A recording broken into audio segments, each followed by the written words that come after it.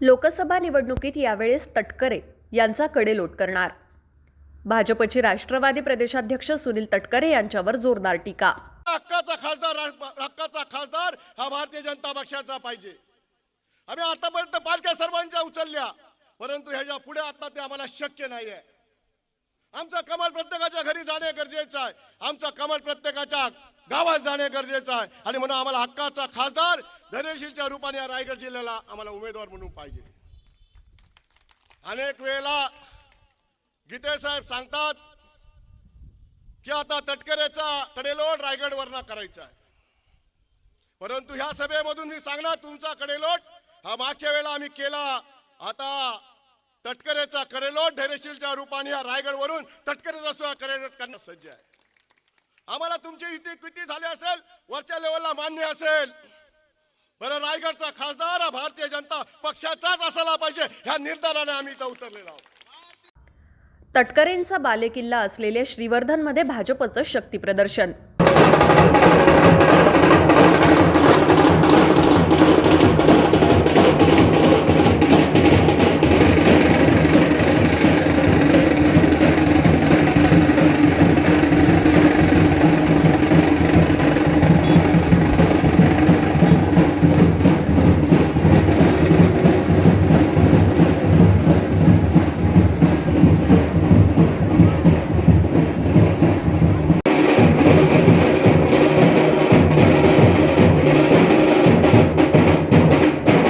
लोकसभा निवडणुकीच्या पार्श्वभूमीवर रायगड जिल्ह्यातील वातावरणात राजकीय गरमागरमी पाहायला मिळतेय.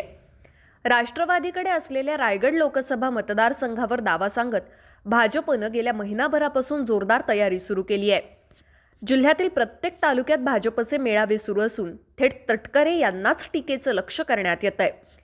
मंत्री अदिती तटकरे विधानसभेसाठी निवडून आलेल्या श्रीवर्धनमध्ये भाजपनं 2 मेळावे घेऊन जोरदार शक्तीप्रदर्शन करत सुनील तटकरे यांच्यावर सडकून टीका केली. मागील वर्षी अनंत गीते यांचा कडेलोट केला, यंदा सुनील तटकरे यांचा कडेलोट करणार.